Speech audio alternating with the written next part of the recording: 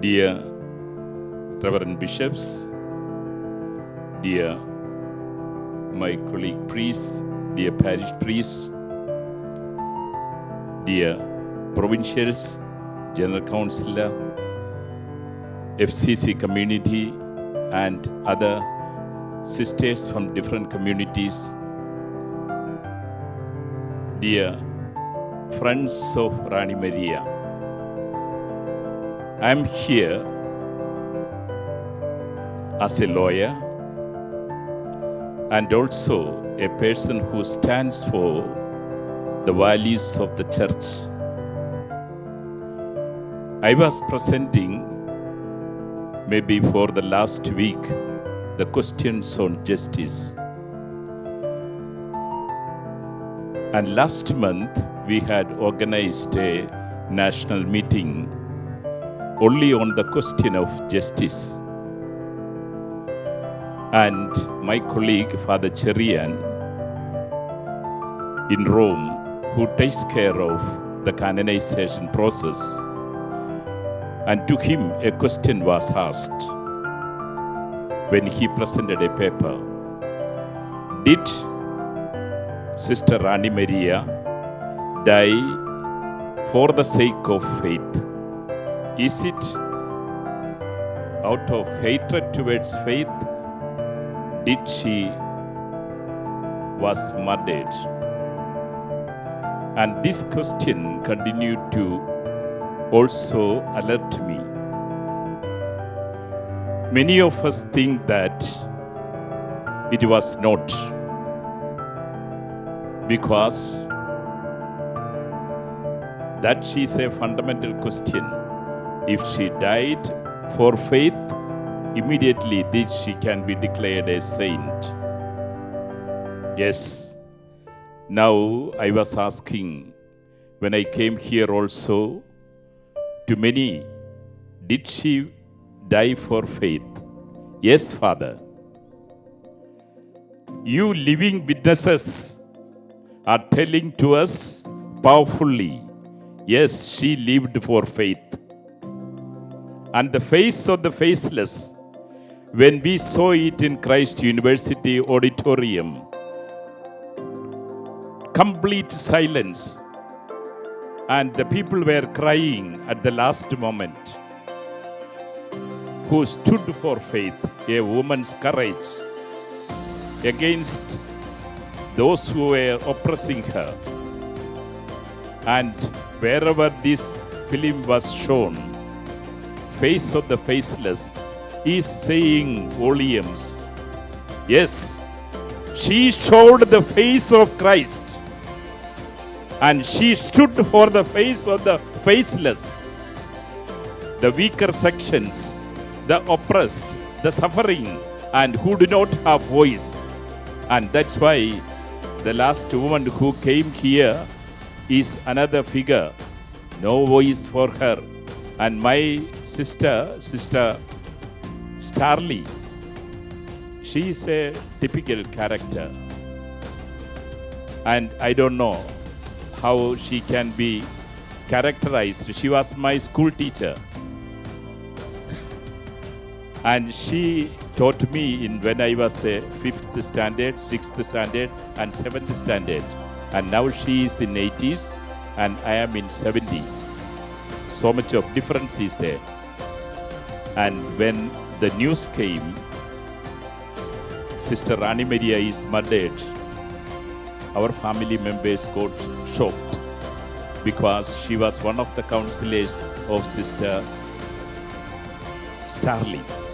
And she was coming on the way for their council meeting, I hope. And then I told Sister Starly, please get out from that area. Then that day she told me, we will never move out. We will die here. And she said that we will build ashram. We will build convents. And the area is a provocative area. And fathers and bishops, these sisters are to get frightened. this FCC, these Franciscan Clarist sisters, have got a courage, extra courage to stand for the cause of the faith.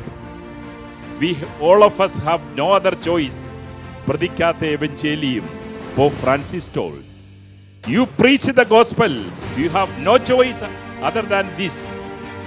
And this community has already given a saint in the name of Saint Alfonsa. And now comes daringly, Saint Alfonsa was a suffering woman. Through her suffering, she won the heaven. Now a woman comes in with courage to go and stand for the rights of the unprivileged and also the oppressed one.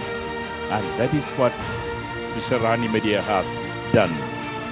Through her life struggle, that she didn't run away from here. That's why she died for faith. That was the question I asked. Did she die for faith? Yes, she died for faith. She could have gone into the safer place. She could have gone home, or she could have changed the province.